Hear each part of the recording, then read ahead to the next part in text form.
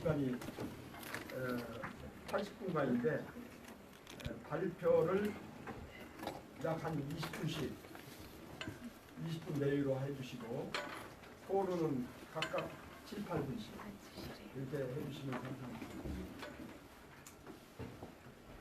그러면은 먼저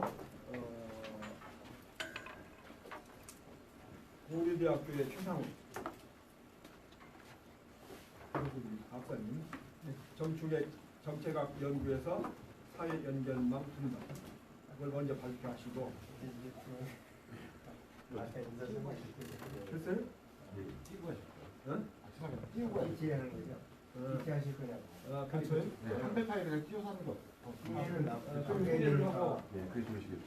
그럼 그러니까 한배 파일 띄워서 하는 거. 그래 내 말이 파일을 보는 저는 서울대학교 명예교수 도와드리겠습니다. 지금부터 한판을 하도록 하겠습니다. 진행되면 너무 짧아요. 찾다가 다 20분 내외로 20분? 20분 내외로 해주시기 바랍니다. 너무 무리하시죠. 그러니까 이렇게 사이대가 5분 정도라고. 죄송합니다. 아니야. 왜냐면 안 보이니까 다 틀린 거예요. 그리고 이거 올 거지? 그래. 이렇게 들어갑시다.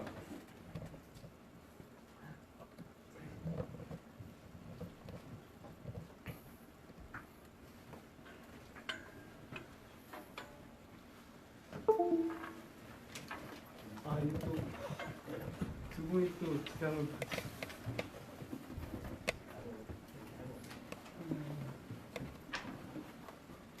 방금 소개받은 고려대학교 최상욱이고요. 이게 핸드아웃이 제가 따로 준비한 게 여기 있는데 혹시 안 받으시는 분이 여기 안 받는 사람이 많아요. 안 받는 거예요? 정책학교는 진짜 앞에 드릴게요.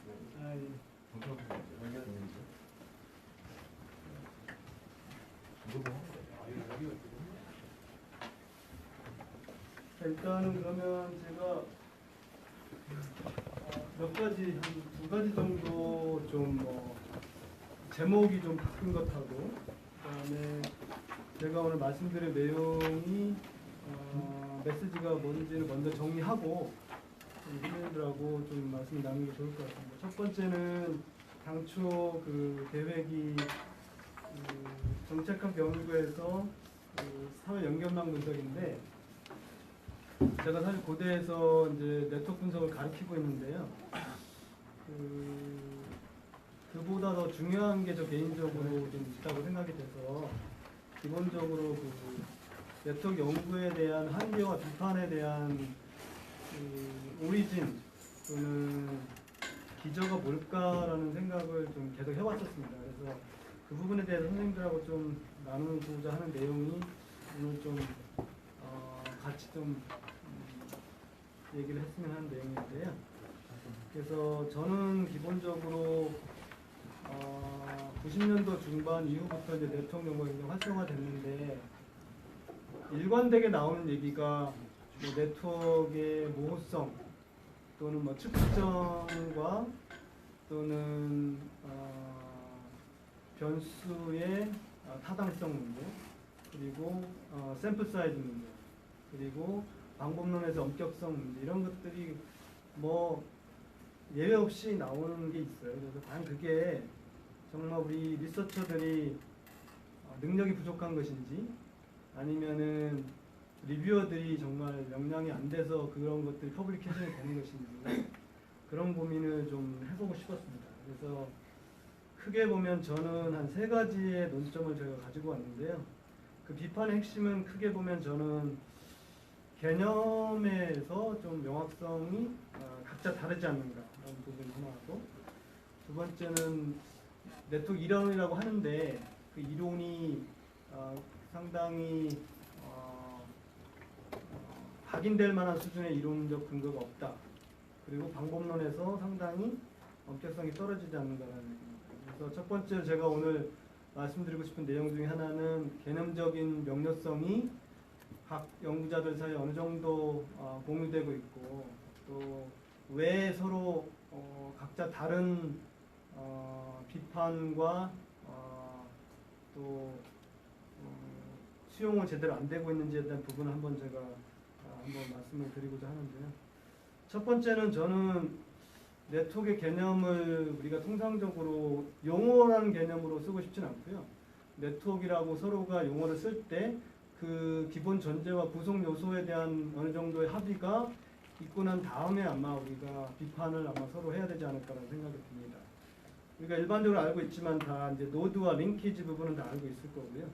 근데 이제 우리가 링키지가 이제 저는 어떻게 서로 연구자들이 정의될 수 있느냐, 그리고 노드에 대한 속성, 그 부분이 저는 가장 크리티컬하다고 생각이 듭니다. 그래서 제가 오늘 생각했던 부분은 완전한 논리적인 정합성을 갖고 있지는 않지만 적어도 링키지에 있어서의 적어도 의도와 목적과 대표성에 관한 부분들이 학자들 사이에 어느 정도 논의가 된다면 개념적인 명료성 하에 각자의 랭귀지가 어느 정도는 좀 좁혀질지 않을까라는 생각이 들어서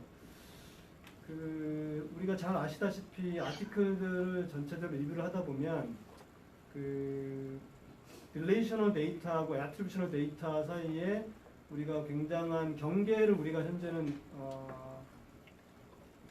넘나들고 있다고 생각이 듭니다. 아주 한편으로 완전하게 상호 배타적으로 개념화를 할 수는 없겠지만 그래도 적어도 우리가 네트워크라는 용어를 쓰는 학자나 학생들 입장에서는 그 릴레이셔널에 관한 데이터가 무엇을 의미하는, 거기서 히든 컨텍스트가 뭐고, 그리고 어트리뷰셔널 데이터가 가지고 있는 한계는 뭐지는 알고 있기 때문에 아마 그 부분에 관한 관계 설정을 이런 연결관계의 의도와 목적과 대표성을 가지고 한번 풀어낸다면 적어도 개념적인 부분에 대해서 한번 논의할 수 있는 단초는 제공할 수 있지 않을까 생각이 듭니다. 의도와 관련된 부분은 이제 우리가 이제 관계나 타인은 결국은 일방이 생각하는 그런 의도와 목적이 있을 수가 있고요. 타인이 다른 사람이 생각하고 있는 의도와 목적이 있을 수가 있을 것입니다. 오늘 제 논문의 소고에서는 나와 있지 않지만 제가 오늘 말씀드릴 내용은 이고 입장에서 자기 자신의 입장에서의 의도와 목적을 어느 정도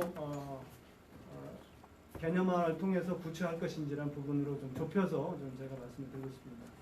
의도라 하면 서로 명시적이고 분명한 상호작용 의도가 있는 거죠. 있는 상태로 연결이 되어 있거나 또는 의도된 관계가 서로 행위자들 사이 인식되고 있다는 의미로 저는 해석을 하고 싶습니다. 그렇게 본다면 이 개념을 대비되는 개념으로 만약에 차별을 시도한다면 비의도성은 뭘까라는 걸로 해석을 하면 의도성을 좀 더 쉽게 해석을 할 수 있지 않을까 생각합니다. 예를 들면 오늘 이 자리에 오신 분들 중에 아마 여러 가지 의도와 목적을 갖고 오신 분도 있을 것이고 아무 목적 없이 그냥 시간이 남았으니까 온다거나 이런 여러 가지 상황들이 이제 교차되는 지점이 있거든요.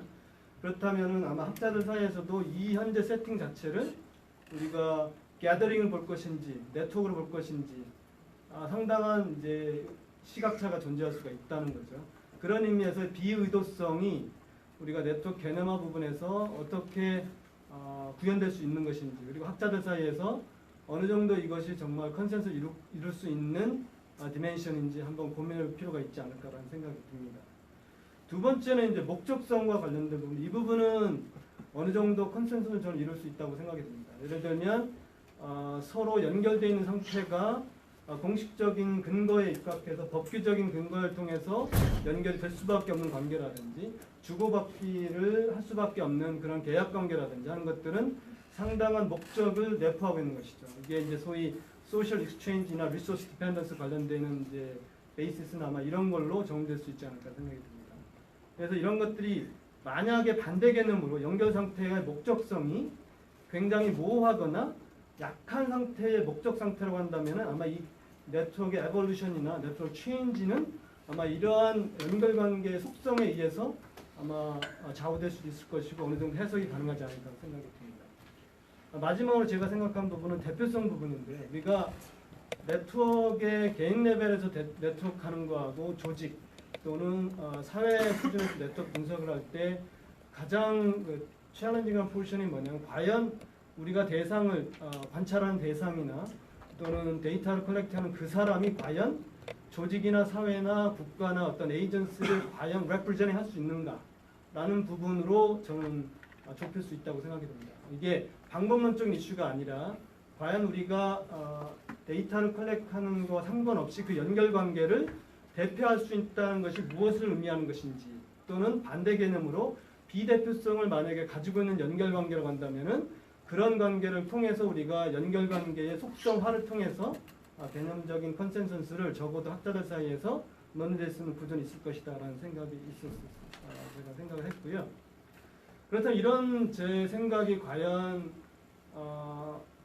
제가 아는 범위 내에서는 어느 학자도 이러한 시도를 하지 않았는데, 제가 주제 넘게 뭐 제가 개인적으로 프로벤을 굉장히 좋아하는 사람이기도 하지만 또 오툴 마이어도 제가 뭐 좋아하진 것까지는 않지만 그래도 리딩하는 스칼라라고 제가 생각을 하지만, 제가 생각하고 있는 연결관계의 세 가지 속성으로 본다면 다음과 같이 정리됐을 거라고 생각이 됩니다. 아마 여러분들 95년도에 그 프로그램 미러드의 SQ 저널은 다 아실 거라고 보고요.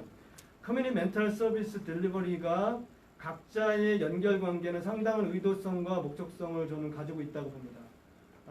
이제 아티클 보시면 제가 쓴 거 조금은 아시겠지만 대표성 부분이 조금 이슈가 될 수 있겠습니다만, 저는 대표성을 그 저널에서 실제 환자들을 랜덤 샘플링하는 게 있습니다.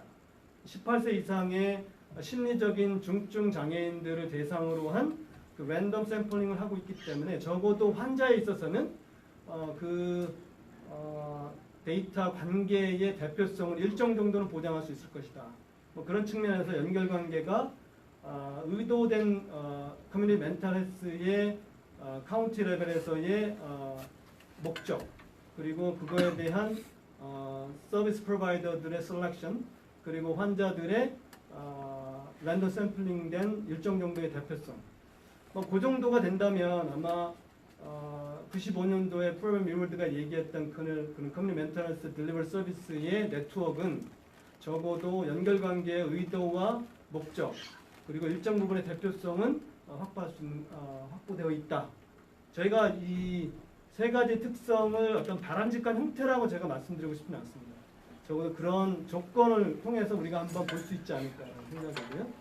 오툴 마이어는 참 죄송스럽게도 이와 같은 제가 가지고 있는 그런 시각화에서는 전혀 체계성이라보다는 해당되지 않는 뭐 그런 측면에서 저는 해석을 하고 싶고요. 제가 다시 한번 읽어봤지만 네트워크는 오툴 마이어는 그 당시에 absence of hierarchy라고 얘기를 합니다. 즉 다시 말하면 하이라키에 대비되는 것으로 네트워크를 쓰고 있다는 것이죠. 그리고 그걸 통해서 네트워크 매니지먼트라는 컨셉을 또 쓰고, 그렇다고 한다면 연결관계의 세 가지 속성은 전혀 오툴 마이어 머릿속에는 갖고 있지 않다는 얘기죠. 그렇다면 단순한 구조적인 계층성을 가지고 연결관계의 속성을 저희가 파악해 볼 수 있다는 겁니다. 그렇다면 구조적 개념으로서의 네트워크를 오툴 마이어는 쓰고 있을 뿐이지 네트워크의 기본적인 개념 구성 요소로서의 두 가지 노드와 링키지에 대한 컨셉은 갖고 계시지 않다라는 개념으로 제가 이해를 했고요. 이런 그 어떤 개념적인 디멘션화, 그리고 개념에 대한 구성 요소의 속성들을 한번 살펴본다면 우리가 개념의 모호성이나 개념의 어떤 명료성 차원에서 아마 아티클을 정리해 본다면 상당 부분은 아마 가르마를 탈 수 있을까 하는 생각이 들고요. 참고로 제 논문을 들고 왔습니다만 제 논문은 그냥 생략하고 세 가지 다 되어 있다는 말씀만 드리는데, 이제 한마디는 재난관리의 대응이기 때문에 굉장히 목적성이 분명합니다. 그리고 의도도 양자 공이 서비스가 필요하기 때문에 리스폰스 해야 되고, 그다음 대표도 그 카운티 레벨에서의 EM 서비스 프로바이더들이 이미 디파인 되어 있고 데지그네이트 되어 있는 상황이기 때문에 의도 목적 대표는 다 가지고 있는 조건이 있다, 이런 말씀을 드리고 있습니다. 제가 오늘 이 세 가지의 어떤 연결관계 속성에 대한 부분 외에 아마 제가 결론 부분에 얘기가 될지 안 될지 시간상으로 잘 모르겠지만 그 연결관계의 세 가지 속성 외에도 제가 보건대는 연결관계가 단일이 아니고 다중성에 대한 개념이 분명히 존재할 것으로 생각이 됩니다. 두 번째는 그 각자 타이 자체가 여러 가지 형태의 다양성, 즉 자기가 현재 연결되어 있는 상태가 다양한 상태로 연결되어 있는 것이라고 한다면 다양성, 그리고 그 연결의 속성이 얼마만큼 지속성으로 되어 있을 것인지, 그리고 그 연결이 과연 얼마만큼 프락츄에이션이 있는지, 이러한 연결관계 속성들이 네트워크 개념화 부분에 있어서는 아마 굉장한 어떤 논거를 제시해 주시지 않을까라는 생각이 들고요. 두 번째 제가 오늘 논의하고 싶은 내용은 행위자라는 부분입니다. 우리가 통상적으로 노드를 얘기할 때는 그 속성적 개념으로서 행위자를 상당 부분 학자들이 정의를 내리고 있습니다. 근데 우리가 오늘 한번 생각해 볼 내용들은 우리가 궁극적으로 네트워크의 어떤 분석은 관계적인 속성을 가지고 우리가 일반론적인 속성 데이터 속에서 발견할 수 없는 내용들을 우리가 추론을 낸다면 행위자가 가지고 있는 그 관계자로서의 행위자, 여기서는 굉장히 멀티 릴레이셔널 관계가 이제 내재되어 있는 것이라고 보시면 될 것 같습니다. 이 다중 관계로서의 행위자를 우리가 노드의 개념으로 놓는다면 아마도 지금 현재 굉장히 메커니컬한 수준에서의 네트워크 분석보다 굉장히 정교한 분석의 어떤 출발점은 되지 않을까라는 생각이 들어서 제가 어떤 속성자로서의 행위자 개념이 아니라 이해 관계자, 즉 멀티 관계자로서의 행위자, 즉 노드의 속성을 우리가 한번 본다면 제가 서두에 말씀드렸던 연결관계의 속성 플러스 이 노드 행위자에 대한 것들도 우리가 다시 한번 브레이크다운 시켜서 조합을 우리가 해본다면 과연 개별 연구들이 어떠한 개념적인 틀을 가지고 실제 이 네트워크를 분석하려고 하는지 아마 나타나지 않을까 생각이 들고요. 제가 중간 부분에 썼던 내용들은 제 논문에 나와 있는 것 중에 실제 그 관계의 근원이 되고 있는 파워의 개념, 즉 어토리티 권위의 개념을 5개 정도의 베이시스가 있다고 저는 봤습니다. 즉 공식 직위에 의한 스트럭처 베이스 파워하고 리소스 베이스 파워하고 액터 베이스, 그 다음에 커뮤니티 베이스 파워, 폴리티컬 베이스 파워, 이러한 관계에 대한 근원을 우리가 관계자로서 행위자의 속성을 우리가 다시 출발해 놓는다면 단순한 어떤 속성자, 원 속성으로서의 행위자 개념이 아니라 그들이 가지고 있는 관계의 근원적인 측면을 우리가 내려간다면은 아마도 행위자도 상당한 수준의 우리가 분류를 할 수 있는 그런 기반은 있지 않을까라는 생각이 듭니다. 제가 오늘 이제 첫 번째 디멘션을 가지고 제가 말씀드릴 것과 동일하게 세 가지 아티클 다시 한번 이 행위자의 어떤 속성과 관련된 부분으로 우리가 한번 이 디멘션을 해본다면 오툴 마이어 2003년에 그 텍사스 스쿨 디스트릭트 데이터 여러분들 잘 아실 거죠. 뭐 많은 비판도 받고 있고 수많은 페이퍼를 양산해 낸 것인데 그 마이어 오툴은 2003년도의 아티클에서는 행위자를 굉장히 속성적 개념으로서 행위자를 보고 있습니다. 즉 슈퍼인텐던트와 스테이트 레지슬레이처와 레지슬 바디, 그 다음에 보드 멤버, 그들이 가지고 있는 공식적인 권위, 즉 공식적인 지위에서 나오는 속성자로서의 행위자를 정의하고 되어 있습니다. 다시 말씀드리면 오툴 마이어가 생각하고 있는 행위자도 여전히 굉장히 속성적 개념으로, 또 아까 연결관계도 우리가 보셨지만 구조적 개념을 보고 있고 마찬가지 이것도 구조적 개념으로서의 행위자를 정의 내리고 있다는 것이죠. 그래서 마이어 오툴도 마찬가지로 공식 지위에 기반으로 한 only 연결관계를 지금 행위자로 보고 있다는 것이죠. 마찬가지로 프로벨 미러드가 아까 연결관계 속성은 의도, 목적, 대표성은 다 보유하고 있지만 공식 지위 기반으로 서비스 프로바이더나 또는 페이션트나 패밀리 그리고 펀더드, 즉 그들이 가지고 있는 공식적인 기반에 의한 그런 행위자의 관계 특성을 정의 내리고 있다는 것이죠. 이런 것들이 좀 제가 정리하려고 하는 이러한 부분에서 조금은 차별화가 있을지 않을까 생각이 들고, 제 아티클 2007년도에 보면 제가 이제 파워하고 파워 베이스로 제가 서두에 말씀드렸던 직위 기반이냐 재원이냐 행위자 기반 능력이냐 이런 것들을 보고 실제 연구 결과도 이 5가지의 파워 베이스의 어떤 타이가 즉 perceive 베이스 파워하고 political 베이스 파워가 더 스트롱하게 영향을 준다는 것이죠. 단순하게 공식주의 기반에 의한 그 액터 개념이 아니라 이 두 가지, 즉 perceived base하고 political base 파워가 실질적으로 협력 관계의 주동 역할을 하고 있다. 이런 부분을 본다면 단순하게 기계적으로 공식 기반, 지위 기반의 관계를 통해서 행위자의 속성을 넣는 것보다는 이런 파워든 아니면 권위든 이런 행위자의 속성이 아닌 관계적 특성을 우리가 한번 살펴본다면 아마 이런 행위자의 연결 관계도 굉장히 클리어하게 진행될 수 있는 기초를 두지 않을까라는 생각이 듭니다. 세 번째 관점은 조직과 환경 관계는 제가 이 띵을 제가 넣은 이유는 약간 프랙티컬한 측면이 있습니다.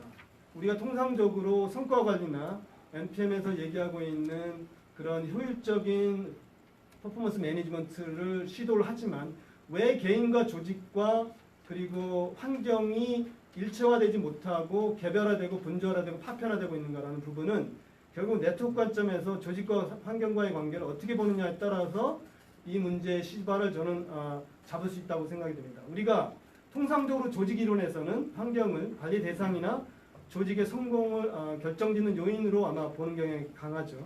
그렇다면 네트워크 관점에서는 환경이 어떠냐면 조직의 입장에서는 환경은 하나의 가능성이 있는 네트워크 멤버일 뿐입니다.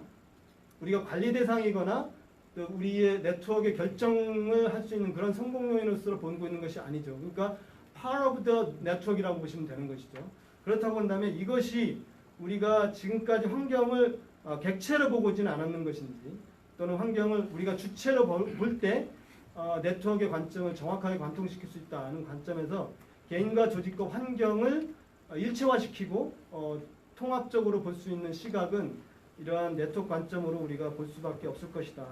그래서 프랙티컬한 측면에서 보게 되면 현재 미국에서 논의되고 있는 as a whole government approach, 즉 한국말로는 이제 여러 가지 개념이 있겠습니다만 범정부적 접근이라는 개념도 궁극적으로는 그들이 네트워크 개념을 사용하고 있지 않지만 네트워크 관점에서 개인과 조직과 환경을 일체화시키는 그런 이론적 베이스를 가지고 있다. 그렇기 때문에 whole government approach도 저희가 네트워크 관점에서 본다면 현대 흐름을 우리가 관통할 수 있는 그런 기본적인 시각을 제공할 수 있다. 이런 생각을 가지고 있습니다. 크게 보면 제가 이제 개념적인 명료성 부분을 제가 말씀을 드렸고요.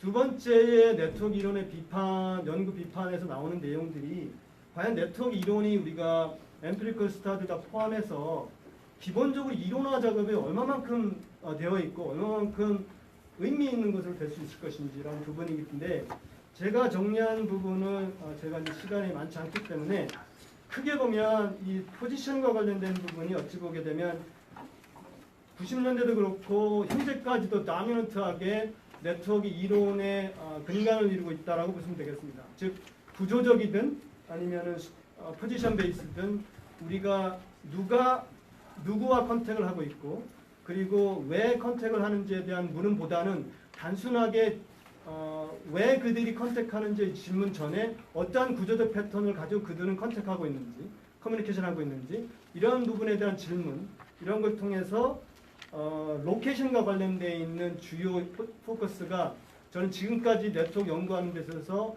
굉장히 다미넌트하게 진행되고 있다. 상대적으로 말하면은 상호작용의 내용이나 또는 네트워크의 프로세스, 러닝 프로세스나 네트워크의 관리와 같은 이런 다른 영역에서의 네트워크 이론과 연결 주제, 연구 주제를 상당히 우리가 커버하고 있지 못하기 때문에 기존의 네트워크의 연구에 대해서 상당히 이론의 어떤 견고함이 부족하지 않나라는 저는 비판을 받고 있지 않나라는 생각이 듭니다. 최근에 이런 연구를 통해서도 정리가 될 수 있는 부분들은 여전히 2016년도에 이런 최근에 탑 76개의 그 가장 많이 사이트된 논문들을 우리가 연구 주제별로 만약에 정리한다면 여전히 구조와 관련되어 있는 부분 그리고 네트워크 성과와 효과성에 관한 부분들이 주를 이룬다는 것이죠. 이런 결국은 우리가 네트워크 레벨에서 얘기하고 있는 그런 상호작용 내용이나 또는 학습 과정 그리고 매니지먼트가 가는 것들은 상당히 미흡하다 또는 구조적인 부분에 비해서 여전히 이론 개발의 여지는 상당히 남아있고 우리가 해야 될 숙제일 것이다 라는 생각이 듭니다. 그렇다면 이제 이러한 그 구조와 관련되어 있는 어찌 보면 굉장히 과도한 연구적 관심과 또는 그 내용이나 과정이나 관리 부분에 대한 소홀함이 결국은 우리가 프랙티컬 측면에서 얘기하고 있는 협업과 관련된 부분에서의 이론화 작업에 상당한 장애 요인이 되고 있다는 생각을 저는 지울 수 없었습니다. 다시 말씀드리면 2016년도에 그 아티클에서 나와 있지만 연구의 효과나 또는 효과성의 성과에 대한 연구가 굉장히 활발하게 진행이 돼야 되고 그리고 상당한 기대를 하고 있음에도 불구하고 우리가 지금까지도 굉장히 여의치 못한 환경은 제가 봤을 때는 아까 말씀드렸던 개인과 조직과 환경에 대해서 어떻게 통합적으로 볼 것인지에 대한 이론적인 논거가 여전히 부족하다. 그리고 거기에 대한 실증적인 결과가 지금 보여지고 있지 않다. 라는 이런 얘기로 우리가 정리될 수 있을 것 같고요. 저는 개인적으로 이런 우리 프랙티컬한 측면에서 본다면 네트워크와 관련되어 있는 협업이 어느 정도의 생산성을 담보할 수 있는지 이제는 실증적인 연구를 통해서 결과를 내야 될 시기라고 저는 생각이 됩니다. 그래서 단순하게 우리가 현재 다미넌트하게 얘기되고 있는 구조적 측면을 통해서의 협업의 어떤 생산성 개념이 아니라 우리가 행정학에서 얘기하고 있는 인사나 또는 예산과 조직 관리를 다 병합한 의미에서의 생산성 개념을 저는 확인할 필요가 있다고 생각이 되고요. 그것이 바로 우리가 실제 현실적인 정책학 측면에서 만약에 사회 연결망 분석을 통한다면 이러한 인사 조직 예산의 연결 속에서 우리가 구조를 본다면 실질적인 네트워크 협업의 생산성도 실제 한번 검토될 수 있을 것이다. 굉장히 프랙티컬하게. 그 다음에 제가 이제 인사와 관련된 부분들을 좀 예시를 했습니다. 이건 좀 뭐 프랙티컬한 내용이기도 하지만 우리가 이제 근무 성적 평정을 보시게 되면 우리가 수많은 부처 간의 협업을 강조하고 국정과제도 협업을 많이 얘기하고 있는데 근무 성적 평정 어느 곳에도 협업과 관련되어 있는 평가 요소나 강조된 지점이 없다는 점. 그리고 예산과 관련된 것도 성과급이 직무급이 아니고 계급제 입각한 보수 체계이기 때문에 이것이 협업의 생산성을 우리가 담보내기 상당히 어려운 요인으로 작동될 수 있을 것이다. 그리고 마지막으로 이 조직관리 측면에서도 현재 정부 기능하고 조직관리가 과연 우리가 통합할 수 있는 논거를 제시할 수 있는 것인지 저는 개인적으로 현재의 정부의 기능과 분업 체계는 구조적인 분화주의, 구조적인 분절화 속에 있다라고 생각이 됩니다. 그러니까 제가 더 이상 말씀을 안 드려도 아시겠지만 이런 것들의 제거는 제가 말씀드렸던 네트워크 관점에서 개인 조직 환경을 통합적으로 볼 수 있는 네트워크 관점과 실제 프랙티컬하게 인사 조직 예산을 같이 볼 수 있는 제도도 정비를 통해서 네트워크 협업의 생산성 개념을 과감하게 도입할 필요가 있다. 이 말씀을 좀 드리겠습니다. 마지막으로 이제 방법론의 엄격성 부분은 사실상 이 방법론의 엄격성 부분은 여러 가지 제한적인 요소가 저는 많이 있다고 생각이 듭니다. 예를 들면 라지 N에 대한 연구 수행의 어려움 그리고 샘플 사이즈가 굉장히 스몰하고 거기에 따라서 상당한 비용과 노력을 들여야 되는 것으로 인해서 우리가 그 방법론적으로 굉장히 한계가 있음에도 불구하고 제가 오늘 좀 선생님들하고 나누고 싶었던 얘기는 그럼에도 불구하고 우리가 대표적으로 데이터 컬렉팅하는 방법을 서베이를 하고 있는데 과연 우리가 표준화된 네트워크의 측정 항목 그리고 그 타당성 확보한 변수의 측정과 그리고 활용이 과연 우리한테 있는 것인가 저는 감히 자신이 없다고 생각이 듭니다. 우리가 소셜 캐피탈이든 또는 네트워크 매니지먼트든 아니면 네트워크 퍼포먼스든 개별 연구자들이 구조화된 설문지를 통해서 각각의 연구 테크닉을 통해서 아마 타당성을 확보하고 있다고 생각이 듭니다. 이런 부분도 우리가 학계에서 네트워크에 관한 개념화 부분부터 시작해서 그리고 측정 변수까지 표준화시킬 수 있는 것이 있다면 아마 이런 것들이 연구 방법의 엄격성을 우리 네트워크 연구하는 학계가 아마 같이 공감을 한다면 아마 이러한 작업들도 아마 시도가 돼야 되지 않을까. 현재 개발화되어 있는 그 네트워크 변수 그리고 네트워크 변수의 모델링화하는 과정에 굉장히 엄격성이 부족하다는 것은 저 개인도 많이 느끼고 있기 때문에 이런 부분들은 우리가 단순하게 샘플 사이즈 이슈만 볼 것이 아니라 우리가 표준화된 네트워크의 개념과 측정을 같은 몸으로 보면서 우리가 방법론 엄격성까지 우리가 담보할 수 있는 그런 측면으로 우리가 이해되지 않을까 하는 생각이 듭니다. 그래서 제가 후반부에 나와 있는 그런 예시 부분들은 아마 다 예측을 가능하실 겁니다. 실제로 서베이 항목과 컨스트럭트가 굉장히 미스매치되는 부분, 그리고 그것이 인터랙션 텀을 아무런 이론적인 베이스 없이 활용하는 것, 그리고 해석도 굉장히 미흡하게 해석하는 부분들 우리가 탑 저널임에도 불구하고 리뷰어들이 이해를 못하는 것인지 아니면은 우리 연구자들이 어쩐지 모르지만 어쨌든 그런 것들도 탑 저널에 실리고 있다는 것이죠. 그럼 결국은 아마 우리가 함께 고민해야 되지 않을까라는 생각이 듣고 있습니다. 이제 거의 마무리 제가 말씀을 드리고 싶습니다. 세 가지의 제가 제시드렸던 디멘션이 완전한 논리적 정합성을 갖고 있지 않습니다. 특히 개념적인 역력성하고 이론적인 종합성 그리고 방법론 엄격성이 일관되게 관통되기 위해서는 제가 개념적 역력성 부분을 좀 더 디벨롭 시켜가지고 각각의 연결관계의 특수성과 행위자로서의 속성을 조합을 하고 그것을 개념화했을 때에 어떤 이론이 연결될 것이고 그 연결 기조 속에서 측정에 대한 타당성을 어떻게 확보할 것인지가 논리적으로 코헤런스하게 간다면 제가 오늘 말씀드렸던 내용의 일정 부분은 제가 기여한 바가 아닐까라는 생각이 들고요. 나머지 어떤 여러 선생님들의 의견은 이러한 네트워크 연구의 비판이 우리가 언제까지 비판을 들어야만 하는 것인지 우리가 한번 되새겨 볼 수 있는 하나의 조그마한 기초가 되었으면 하는 바람으로 오늘 저 발표를 마치도록 하겠습니다. 예, 경청해 주셔서 감사합니다.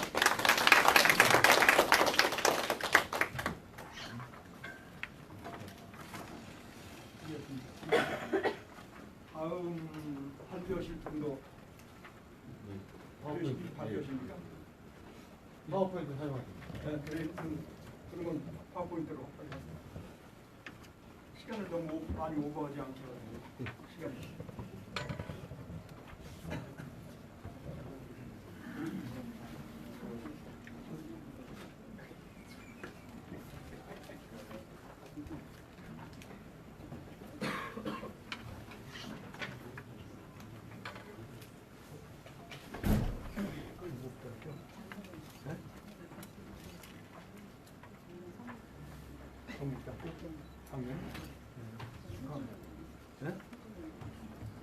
안녕하세요. 두 번째 발표를 맡은 가임실 정청환입니다. 사실 저는 뭐 학자가 아니고 현장에서 이 기업을 하는 사람입니다. 제가 뭐 말씀드릴 내용은 이론적인 것보다는 실제로 데이터를 어떻게 수집해서 앞서 말씀드린 네트워크 분석을 포함해서 이 소위 요즘 이야기하는 빅데이터를 가지고 정책 설계를 어떻게 할 것인가에 대한 기존의 저희의 어떤 경험을 소개하는데 좀 포커스를 맞추고자 합니다. 정책 설계를 위한 빅데이터의 활용, 저출산과 주거 연관성 분석이라는 내용으로 주로 말씀을 드리도록 하겠습니다. 말씀드릴 순서는 연구 배경 및 목적과 빅데이터 분석 설계, 저출산과 주거 연관성 및 정책 분석, 마지막으로 결론입니다. 이 중에서 저에게 주어진 시간의 대부분을 빅데이터 분석 설계 쪽에 좀 포커스를 맞추도록 하겠습니다. 어떤 결과의 해석이라든지 정책적 함의에 대한 부분들은 저보다는 여기 계신 분들이 훨씬 더 깊이 있게 연구하실 것 같아서 최근에 대두되고 있는 빅데이터를 어떻게 활용하는지를 사례 중심으로 말씀드리겠습니다. 그래도 연구의 배경 및 목적은 조금 말씀을 드리겠습니다. 이 연구는 사실 LH공사 연구소에 의뢰를 받아서 주거와 저출산의 연관성에 대해서 좀 빅데이터를 활용해서 분석을 해보고 싶다라는 요구를 받아서 저희들이 수행을 했습니다. 이 연구소가 이런 연구를 하게 된 배경은 2018년 7월 달에 발표된 국토부의 신혼부부 청년 주거 지원 방안 발표에 따라서 어떤 뭐 저출산과 주거 문제가 굉장히 연관되어 있다라고 이야기를 하는데 실질적으로 그런지 또 이슈 탐색과 정책적 분석을 해보고 싶다라는 것이었습니다. 여기서 주거 불안은 신혼부부와 청년 가구의 그 주거 불안이 만원, 혼인 기피, 출산 포기 등의 사회 문제를 야기시키고 있다라고 이야기를 하는 전제하에서 가족을 구성할 수 있는 주거 마련의 경제적 비용 때문에 주거 불안이 발생하고 있고 또 결혼, 출산 기피 현상도 이어진다라고 하는 그런 인식을 가지고 있었습니다. 본 연구의 목적은 저출산과 주거의 연관성을 탐색하고 저출산 문제 해결을 위한 주거 정책의 맥락적 시사점 도출입니다. 포인트는 맥락적 시사점 도출입니다. 그러니까 빅데이터를 활용한다라고 하는 것은 저희들은 이런 다른 연구에 비해서 맥락적 연구를 하는데 강점이 있다라고 생각을 좀 하고 있습니다. 이런 전제하에서 저희들은 첫 번째 원인 탐색 증거 제시 함의 도출은 단계적으로 접근을 해서 주거 프레임의 전환, 정책 설계 지원, 주거 정책 방향 제시로 결론을 내는 것으로 프레임을 짰습니다. 이 연구를 저출산과 주거 연관성 연구를 할 때 저희들이 살펴본 기존 연구들은 대체로 설문조사를 통해서 자료를 수집해서 분석을 하고 있었습니다. 물론 이제 저출산과 주거의 연관성이 있다라고 결론을 내리고 있었고 또 그에 따른 어떤 정책적 함의를 하고 있었지만 저희들이 보기에는 이런 연구들은 좀 단편적인 분석에 의존하고 있는 것 같다라는 생각을 했고 좀 더 깊이 있는 맥락적 연구가 되어야 된다라고 생각을 했습니다. 그래서 이 정책 설계와 빅데이터를 활용하는 것을 생각을 하게 됐고 다 아시는 것처럼 정책 설계의 과정이라든지 이런 것들은 이제 잘 아시니까 이 단계별 맥락을 이해하는데 빅데이터 활용이 매우 좋은 수단이 될 수 있다라는 생각을 했고 그를 바탕으로 이제 빅데이터 분석 설계를 했습니다. 여기 계시는 분들이 다 빅데이터에 대한 개념이라든지 빅데이터의 활용에 대해서는 관심이 많으시고 또 실제로 잘 이해하고 계실 거라고 생각합니다.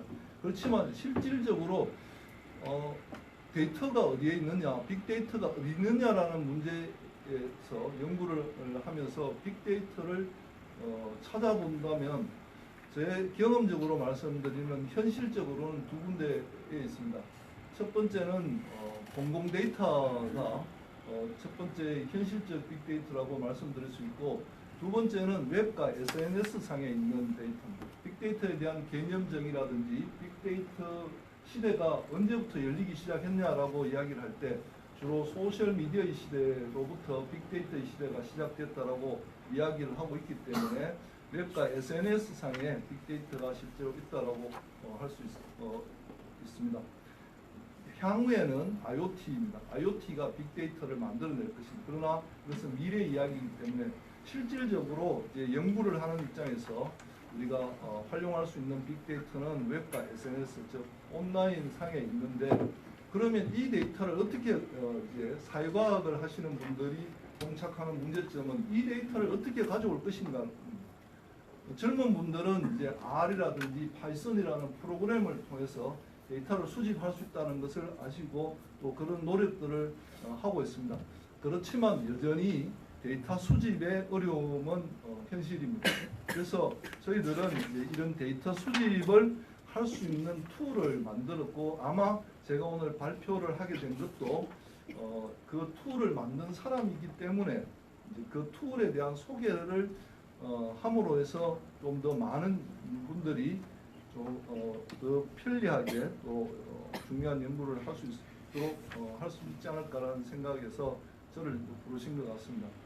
이 연구에서 사용한 툴은 텍스톰이라는 빅데이터 수집부터 정제 분석, 매트릭스 데이터 생성까지를 일괄되게 해주는 프로그램입니다. 텍스톰은 웹상에 그 네이버, 다음, 구글, 바이두 이런 데이터뿐만 아니라 트위터나 페이스북의 일부 데이터까지도 수집할 수 있는 그런 프로그램입니다.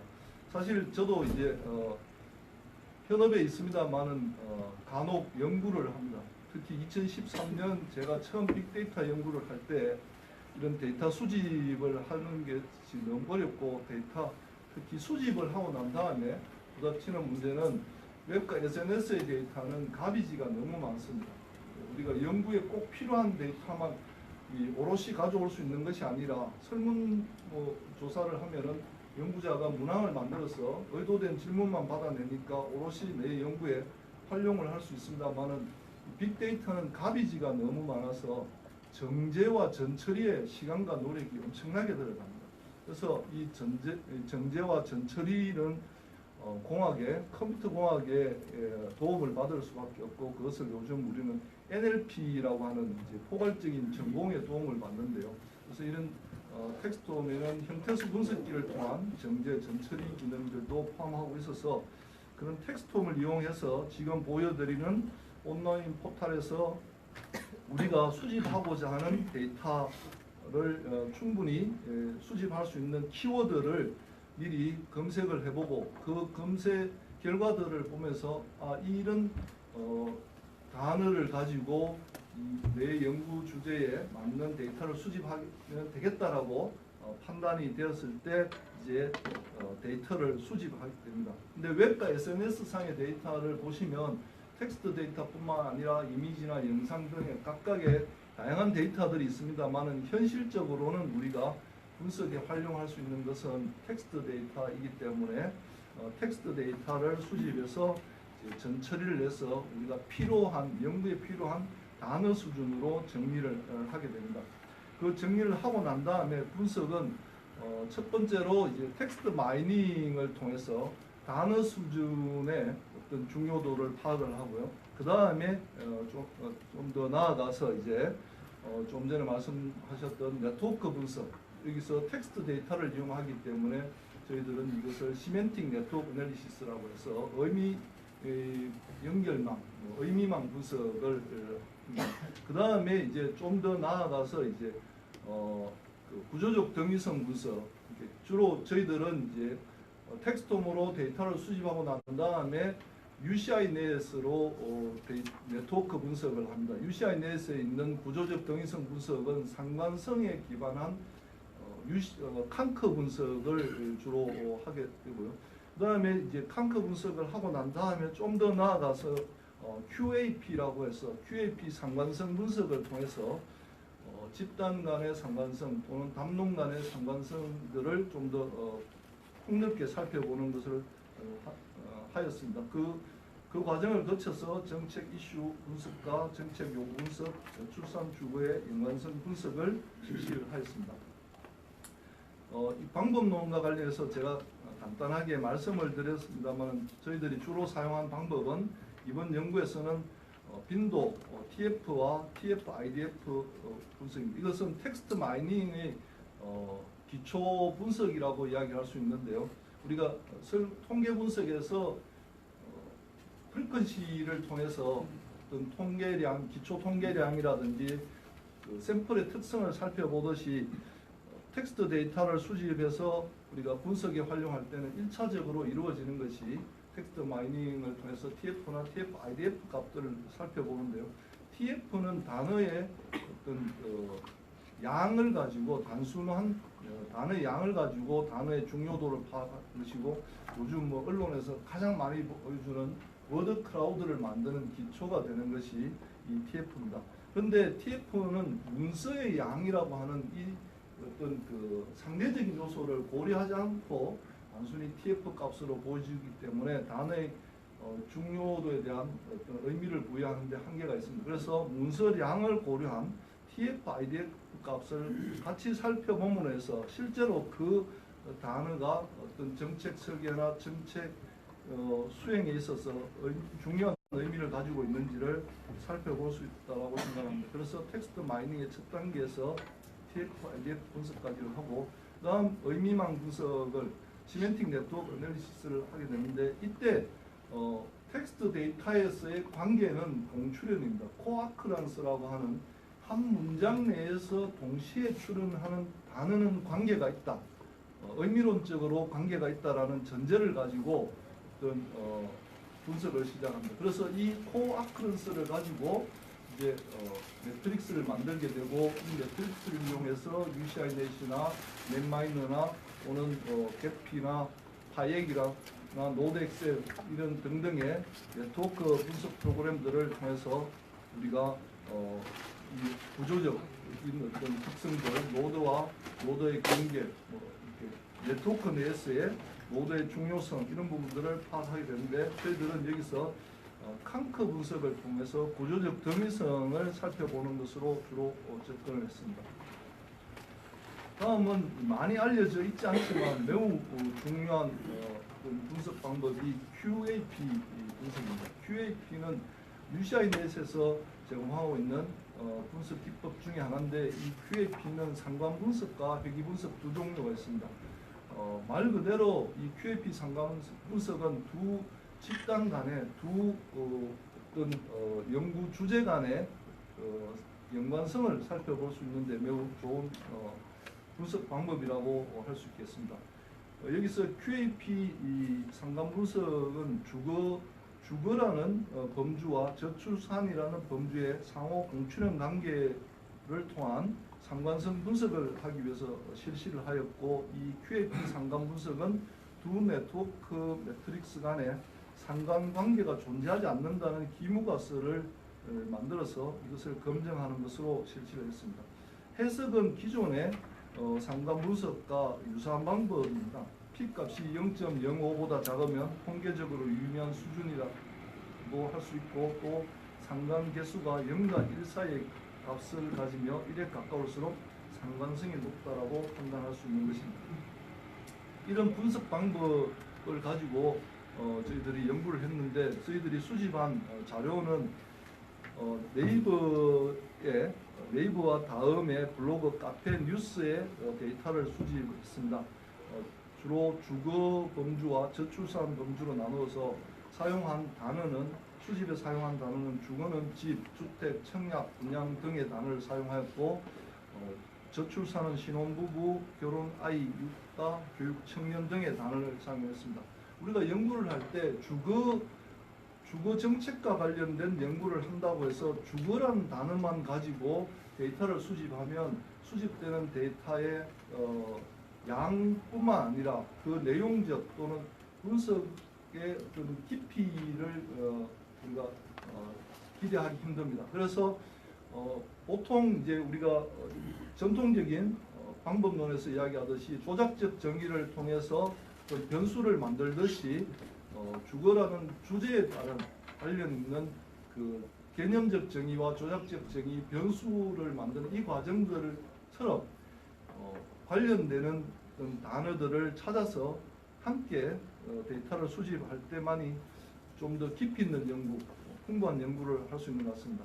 이렇게 해서 어쨌든 주거와 관련해서는 7만 2천 건의 데이터를 수집하고 저출산과 관련해서는 14만 4천 건의 데이터를 수집하였습니다. 정제 단어의 특성입니다.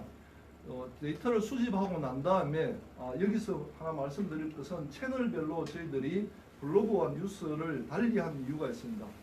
뉴스는 아시다시피 아젠다 세팅이 이루어지는 것, 즉 전문가들이 어떤 그 아젠다를 공론화시키는 그런 과정으로서 뉴스가 주로 많이 생성되고 있습니다. 물론 사건 사고와 관련된 어떤 단순 보도적인 측면도 있지만 뉴스의 특성이 어떤 아젠다 세팅적인 측면이 강하기 때문에 이런 어떤 전문가들이 작성하는 데이터와 블로그는 일반인들이 아젠다 위빙의 차원에서 이루어지는 그런 데이터의 특성들을 우리가 고려하고 나중에 비교하기 위해서 데이터 수집의 채널을 좀 달리하고 했습니다. 그래서 이렇게 해서 저희들은 주거와 저출산 관련된 단어의 상위 빈도 50개를 선정해서 그 중에서 전체적으로 모아보니까 데이터의 양은 한 92만 개 정도가 됐고 그것의 비율은 주거와 관련해서는 41%, 저출산과 관련돼서는 59% 정도가 됐습니다. 자세한 내용은 약간 빨리 진행하겠습니다. 시간 관계상 저출산과 주거 연관성 및 정책 요구 분석은 먼저 텍스트 분석을 했습니다. 텍스트 마이닝을 통해서 앞서 말씀드린 것처럼 TF나 TF-IDF 값들을 주로 통해서 저출산과 주거 범주의 교차 출현으로 저출산과 주거 모두 상호 이슈로 나타나고 있다는 것을 좀 확인을 하는 그런 형태로 어떤 탐색적 연구를 하는 수준에서 텍스트 분석을 했습니다. 그 이슈 분석의 결과로 저출산과 주거 범주에 출현한 단어의 빈도, 특히 저희들은 이런 그 연구를 할 때 온라인상의 데이터의 강점은 뭐냐면 시간적 요소가 반영되어 있다는 거죠. 그래서 연도별로 나누어서 주거 저출산 관련 출현 빈도의 순위가 어떻게 바뀌고 있는지를 살펴봄으로써 어떤 정책에 관한 관심과 이슈 또는 어떤 중요도를 좀 더 판단해 볼 수 있다고 생각해서 시계열적으로 좀 살펴보았습니다. 그 다음에 텍스트 분석을 통해서 그 저출산과 주거 각 범주 내에서 출현한 단어의 문선의 중요도를 살펴보았습니다.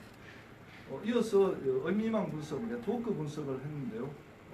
이 의미망 분석을 통해서 저희들은 저출산과 주거 연관성을 알아보고자 했고, 저출산과 주거 범주에 공통으로 출현한 중간에 있는 이런 단어들이 여성 보육, 출산집, 결혼 주거 등의 큰 세 가지의 그룹으로 나타나고 있다는 것을 확인할 수 있었고, 이 저출산과 주거의 공통된 관심과 이슈는 결혼을 전제로 하는 양육과 주거라는 것을 확인할 수 있었습니다. 역시 네트워크 분석으로 저출산과 주거의 연관성 분석을 범주를 주거와 저출산으로 나누어서 각각 살펴보았고, 이 결과를 가지고 연도별로 저출산 네트워크, 주거 네트워크를 따로따로 분석을 했습니다. 여기서 저출산 네트워크의 그 그래프 덴시티, 즉 네트워크 내의 밀도를 살펴보면 큰 차이가 없는 것으로 제일 위에 있는 빨간 선을 통해서 알 수가 있습니다. 그래서 네트워크의 어떤 구조적 변화는 크게 이루어지지 않고 있다라고 할 수 있는데, 이런 각각의 내용에 대해서 연도별로 또 정책 담론이 어떻게 형성되는지를 살펴보았습니다. 13년과 14년, 15년, 16년 이렇게 저출산에 대한 네트워크를 살펴보고 또 주거 네트워크를 따로 나누어서 살펴보는 과정들을 거쳤습니다. 이를 통해서 저희들은 시기별로 담론이 변화하고 있다는 것을 좀 파악을 할 수 있었는데요. 주거와 저출산 담론은 서로 교차하지만 출산 주거, 보육 주거, 결혼 주거, 청년 주거의 패턴이 형성되고 있다라고 저희들은 결론을 내렸고, 이런 결론 담론의 변화를 바탕으로 저희들은 그러면 주거와 저출산의 상호 연관성이 실제로 있는지를 또 한번 검증을 하기 위해서 QAP 상관 분석을 실시를 해봤습니다. 실제 QAP 상관 분석을 실시해 봤을 때 밑에 보시는 것처럼 연도별로 상관성들이 0.7 이상의 높은 상관성들을 보이는 것으로 이렇게 나타났습니다. 이런 분석 결과를 가지고 결론은 저희들이 주거와 저출산 간의 이슈 분석을 했을 때 상호 이슈화가 이루어지고 있다라고 결론을 내렸고, 저출산과 주거의 연관성을 또 요약해 봤을 때 주거와 저출산이 긴밀한 연관성을 가지고 있더라라고 하는 결론을 내리고, 저출산 주거 정책 수요 분석을 요약했을 때는 경제활동 보장과 결혼 전제의 양육 주택의 일관된 어떤 관계 연관성이 있음을 또 확인하고 필요성이 있다라는 결론을 내렸습니다. 그래서 마지막으로 결론은 저출산 문제 해결을 위해서 다양하고 다각적인 주거 지원 정책이 요구된다라는 결론을 내렸고, 이를 이제 다각적인 주거 지원 정책이 저출산 해결에 미치는 영향을 비주얼라이제이션해서 그림으로 이렇게 표현하는 것으로 연구를 마무리했습니다. 예. 주어진 시간에 제 발표를 마치려고 좀 뒷부분은 많이 스킵하고 넘어왔는데 나중에 토론 시간에 필요한 부분들은 말씀하시면 충실히 답변을 하도록 하겠습니다. 예, 이상 발표를 마치겠습니다.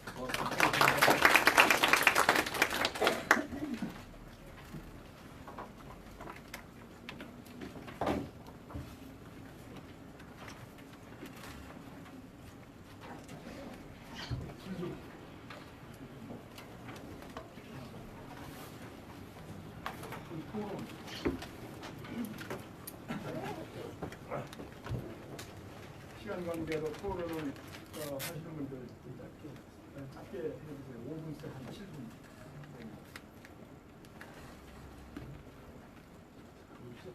네, 그러면 이제 오늘 토론으로 해서 이제 경험적 국상에 갑니다. 일단은 저는 이제 그 최석 교수님 글에 쭉 말씀드리자면 이렇게 제가 하는 거죠. 최석 교수님께서 어떻게 보면 되게 그 네트워크 연구를 하는데 근본적인 질문을 보여주셨어요. 네. 이게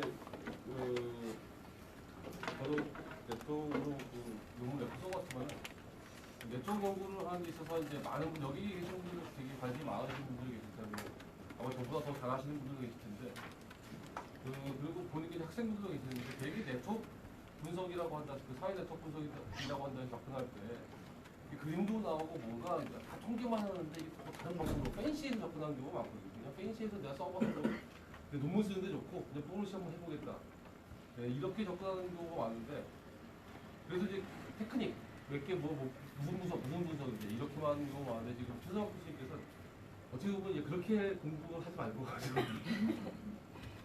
근본적으로 좀 고민을 하면서 이게 네트워크의 구조의 시작점이 뭐고 이것이 이제 행정학에서 어떻게 활용할 수 있는지 이거에 대해서 좀 질문해 주셔가지고 굉장히 저도 많이 배웠습니다. 많이 배웠고요.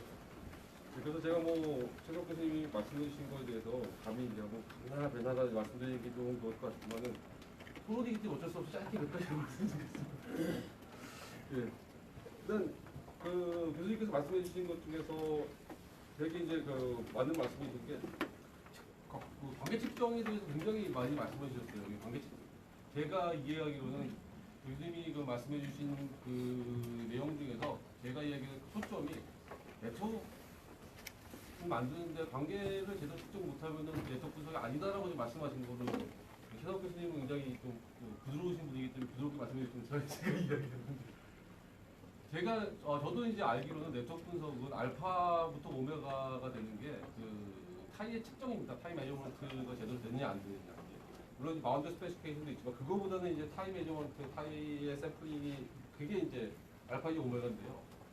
거기에 대해서 일단은 측정 방법이 굉장히 다양합니다. 없습니다 이게 없는 이유가 저는 그렇게 생각했었거든요. 제가 맞는지 모르겠는데 이 네트워크는 어차피 그 노드와 관계로 이루어지는데 이거는 우리 사회에서 그냥 다 존재합니다. 그냥 그 유비쿼터스하게 너무 다양하게 존재하기 때문에 그리고 지금 교수님 말씀해 주신 것처럼 이게 멀티플렉스 관계거든요.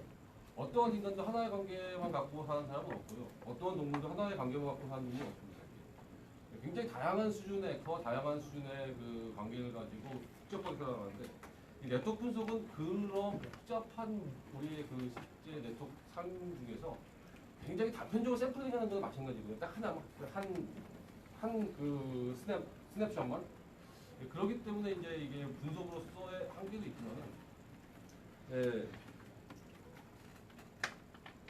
그 관계 자체가 이렇게 너무 많고 복잡하기 때문에 이것을 어떻게 좀 표준화해서 분석하는 게 분석하게 측정하는 게 쉽지 않은 것 그렇게 생각이 되는데요. 그럼에도 불구하고 이제 말씀해 주신 것처럼 이제 제가 생각할 때는 그때 다를 것 같습니다. 네트워크 관계 측정은 규범적으로 나와 있는 방법적으로 나와 있는 몇 가지가 있는데 뭐 예를 들면 풀 네트워크도 있고 뭐 몇 개 있는데 그렇게 있는 건 아직까지 부족하고 조금은 더 이제 뭐 최소한은 그 멀리더티하고 글로벌티 높이기 위해서는 최성께서 말씀하신 것처럼 좋은 거는 이제 표준화가 좋은데 표준화는 좀 힘들 것 같습니다. 최소한 체크리스트 정도라도 만들면서 결과의 성공이 아닌가. 네. 왜냐면 관계 측정은 저도 해봤지만은 너무 어렵고요. 그리고 네트워크 데이터는 아카이브 데이터가 없습니다, 이게. 그리고 정부에서 아카이브 데이터를 만들 필요성도 못 느끼고. 지금 그 두 번째 발표해 주신 선생님 말씀대로 그냥, 이게 빅데이터로 니네 알아서 만들어라. 지금 이런 지금 분위기거든요. 이런 상황에서 이 관계 측정에 대해서 이렇게 지금 최상욱 교수님 말씀하신 것처럼 좀 고민하고 방문론적 엄격성에 대해서 좀 고민을 해야지. 그래야지 이제 네트워크 방법론이 어찌 보면은 그 질적 방법하고 이제 양적 그 통계 방법하고 뭐 중간쯤의 성격이라고 볼 수 있거든요. 물론 그렇지 않습니다, 이게. 실질적으로 하면 구조하고 완전히 다르기 때문에. 근데 그냥 방법론 쪽으로 보면 이제 그렇게 볼 수 있는데 너무 양적이지도 않고 너무 질적이지도 않고. 그럼에도 불구하고 그 중간지대에서 그 방법론적 엄격성이 좀 있어야지만 이것이 최소 우리가 연구한 것이 그 일반화가 최소한의 일반화, 맥락적 일반화가 될 수 있기 때문에 그런 측면에서 오늘 최수학 교수님이 말씀하신 많은 그 부분들 저희가 다시 한번 하나씩 좀 앞으로 좀 긴 호흡을 갖고 좀 짚고 나가야 되지 않을까 생각합니다. 이상을 마치겠습니다. 수고하셨습니다. 그러면 다음에는 국민대학교의 박연희. 네, 안녕하십니까. 국민대학교 박현희라고 합니다. 저도 최 교수님 논문을 읽으면서 사실 제가 평소에 느꼈던 약간 답답함들, 논문을 리뷰하면서 느꼈던 좀 아쉬움들, 이러한 부분들을 최 교수님께서 너무 본질적으로 잘 정리를 해주셔서 감사했고요. 사실 제 학생들에게 한 번쯤 이 논문을 한번 읽어봐라라고 이렇게 추천을 하고 싶은 그런 생각들도 들었습니다. 그래서 사실상 진짜 제가 감히 새까맣게 이 해병아리가 감히 이제 교수님 쓰신 부분에 대해서 뭐라고 코멘트 드릴 말씀은 사실 그다지 많지 않은데요. 사실 공부하는 마음에서 읽었고요. 특히 공감했던 부분들을 몇 가지 말씀을 드리자면 네트워크의 어떤 개념적인 부분들이 아직까지 좀 정립이 제대로 되어 있지 않고 이론적인 근거 부분들에 있어서도 정립이 되어야 되는 부분, 기존의 사회과학들의 어떤 주류 이론들과 네트워크 이론이 어떻게 다르고 어떻게 접목 가능한지 이런 부분에 대한 고민을 저희가 먼저 한 다음에 좀 전에 박지성 교수님이 말씀하셨던 것처럼 이 네트워크 어널리시스라는 방법이 실제로 어떠한 연구 질문을 대답하는데 도움이 되는지를 먼저 좀 본질적으로 고민을 해야 되지 않을까라는 생각들을 해봤고요. 특히 이제 기존 아까 말씀하신 부분 중에서 개인적인 속성을 연구를 그런 중심 연구들이 이루어진다라고 말씀을 하셨는데 사실 소셜 네트워크 이론을 제대로 공부를 하고자 한다면 어떠한 기존의 존재론적인 관점에서 관계론적인 관점으로 마인드 셰프가 일어나야 된다고 생각을 하거든요. 그래서 그러한 점들에 대한 고민들을 좀 더 진지하게 해서 저희가 하고자 하는 어떠한 연구 질문에 대해서 어떻게 적용할 것인지 한번 고민해보면 좋겠다라는 생각을 했고요. 그리고 아까 최 교수님께서 말씀하셨던 그 개인과 조직, 환경, 사회 이러한 통합적인 어떠한 접근법에 대해서 말씀을 하셨는데요. 그런 측면에 있어서는 저는 진짜 100% 공감하는 부분이 사실 이 소셜 네트워크의 가장 큰 장점이 어떤 마이크로 프로세스를 봄으로 인해서 그런 마이크로 프로세스에서 일어나는 어떤 상호작용 들이 전체 거시구조를 형성하고 전체 거시구조의 스트럭처를 구성하는 그러한 점들에 직접적으로 연관이 되기 때문에 그러한 어떤 프로세스라든지 아니면 네트워크의 어떠한 컨텐츠라든지 이런 것들을 좀 더 면밀하게 살펴본다면 기존의 사회과학의 이론들이 어떤 제시하지 못했던 새로운 관점들, 새로운 어떤 기여점들을 좀 더 풍부하게 제시를 할 수 있지 않을까라는 고민을 했었습니다. 그리고 또 하나는 저희가 실무자들의 입장에서 아까 그 인사처 설문지를 보여주셨었는데 그 설문지를 보면서 저도 조금 무섭거든요. 네.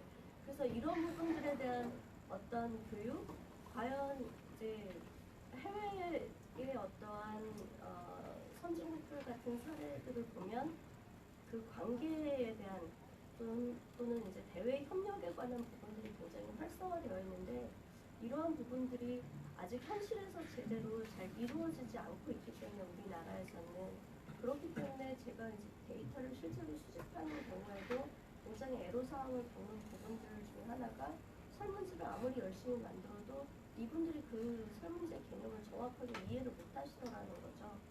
그래서 그러한 부분들에 있어서 좀 더 어떤 체계적인 뭐 경험에 대한 공유라든지 아니면 좀 더 나은 교육 프로그램들이 제시가 된다면 어떤 실제 그 현업에서의 어떠한 협업의 질뿐만 아니라 연구의 질도 함께 상승하지 않을까라는 생각을 좀 해봤었고요. 그래서 아까 그 네트워크 매저먼트와 관련된 부분 또는 방법론적인 체계와 관련된 부분들에 대해서도 저희가 이제 제가 좀 반성했던 부분들이 저희가 네트워크 공부하는 사람들이 조금 더 많이 자주 모이고 좀 더 협업을 해서 이러한 부분들에 조금 더 공동으로서 어떤 네, 그 부분이 조금 더 활성화되어야겠다라는 생각을 하면서 제가 반성을 많이 했습니다. 네, 감사합니다. 네, 수고하셨습니다. 다음에는 박형준 교수님 부분이 있겠습니다. 예, 오늘 두 분 발표 잘 들었습니다. 어떻게 보면은 좀 많은 것을 생각하게 하는 두 분의 발표였습니다. 제가 그러니까 뭐 워낙 두 분이 발표를 잘해주셔서 어떤 것에 대해서 저희가 뭐 평을 하는 것보다는 좀 고민하는 그런 것들을 좀 말씀드리겠는데요. 일단은 저희가 네트워크 연구라는 것을 이제 저희가 이제 하면서 이 관계, 링케이지가 되게 중요한데 그것을 어떻게 볼 것인가에 대한 어떤 연구를 할 때 좀 고민이 필요한 것 같습니다. 저희가 많은 연구를 할 때 결국은 노드의 중점을 가진 연구들이 지금 여전히 많이 아까 포지션 말씀하셨듯이 많이 나오는데 실질적으로 연구를 할 때도 보면은 황 교수님과 저와의 관계, 저와 박 교수님 관계, 저와 박준호 교수님과의 관계가 전부 다 똑같은 속성들이 있지만 서로 다르게 나올 수 있는 그런 관계가 되게 중요한 것이기 때문에 저희가 연구가 좀 많이 진행되는데 여전히 그 링키지에서 왔다 갔다 하는 것보다는 포지션에 대한 연구가 좀 많다는 것 자체에서 저희 고민이 좀 되는 것이 있고요. 이 링크에이지가 또 아까 말씀드린 거와 전천 대표님 이제 흔히 말해서 요즘에 이 많은 빅데이터 분석에서 결국은 저희가 할 때 그냥 텍스트에 어떻게 공출현 빈도를 가진 네트워크를 많이 그려서 연구하는 게 지금 현재의 트렌드입니다. 그러면은 아까 최성학 교수님 말씀하신 것처럼 이 링키지의 의도와 목표와 대표성이라는 개념 자체와 그 다음에 최근에 많이 이제 흔히 우리 빅데이터 분석에서 많이 얘기하는 공출현 빈도를 가지고 그 속성을 전부 다 관계로 잡아서 가는 것과 이제 좀 고민이 되기 시작하는 부분들이 생겼습니다. 그래서 어떤 식으로 저희가 앞으로 진행하는 것을 지금 우리가 뭐 빅데이터에서 그러니까 흔히 이런 것들이 있거든요. 저희가 이제 네트워크 안에서도 이제 왜 빅데이터에 단지 빈도만 하는 것이 아닌 그 이제 안에서 이제 흔히 말해서 순서를 연결을 가지고 한다면 한국말은 보면은 황 교수님 되게 잘생기시고 옷도 잘 입고 뭐 말도 잘 하시고 그런데 이렇게 나오는 이제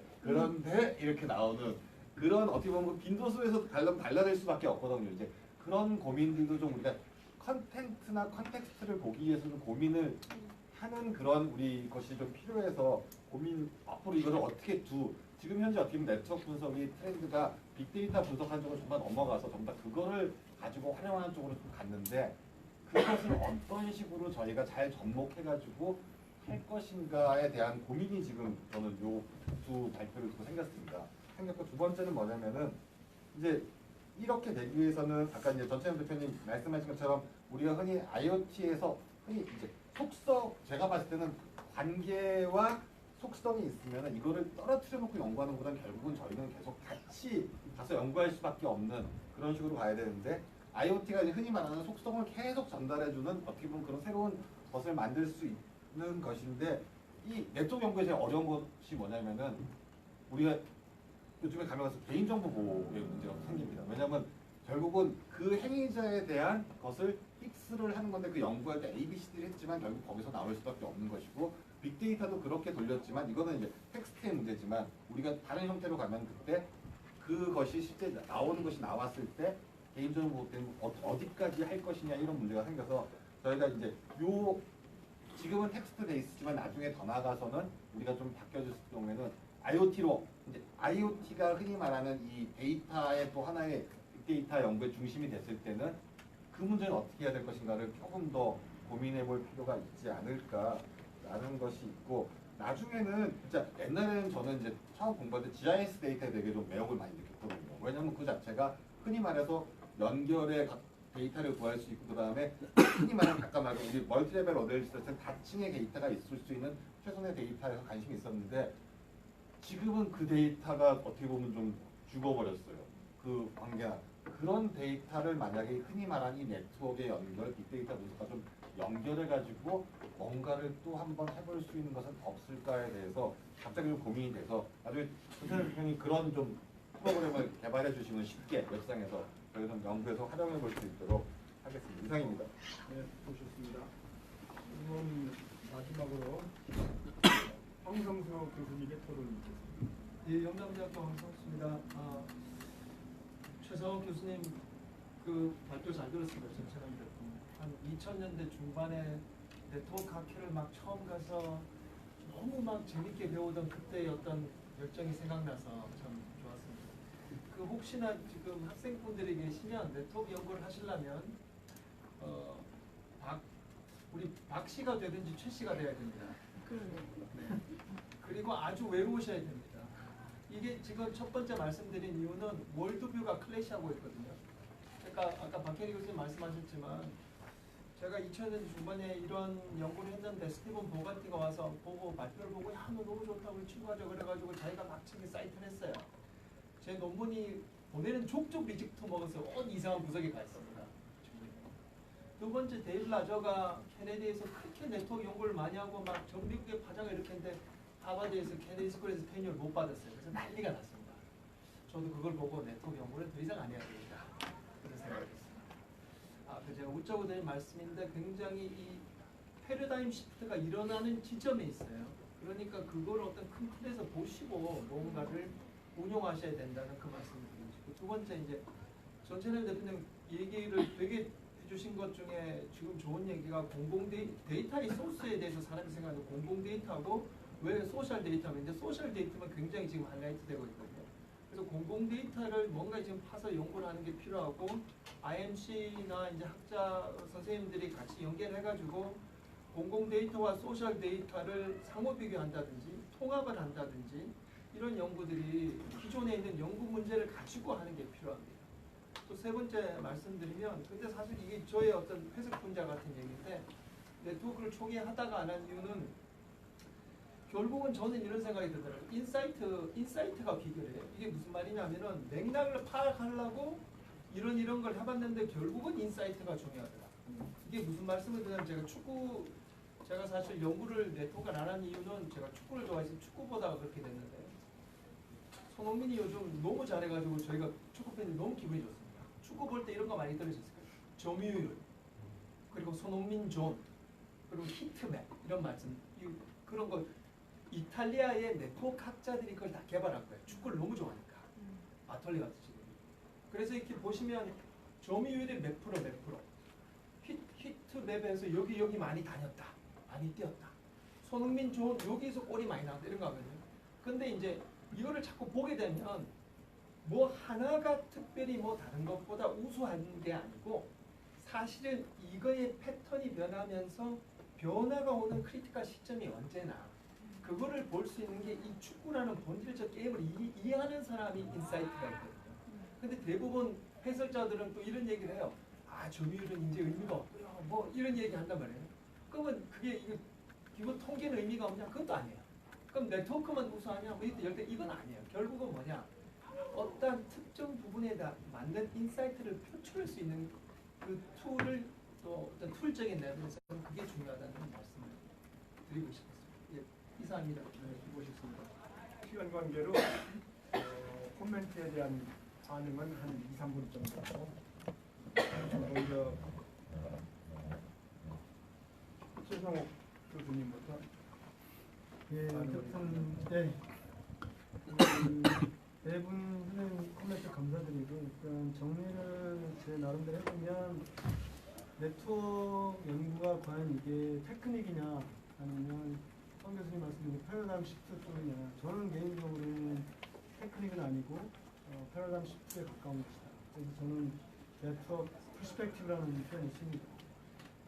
그래서 이제 제 개인적인 고민은 두 가지죠.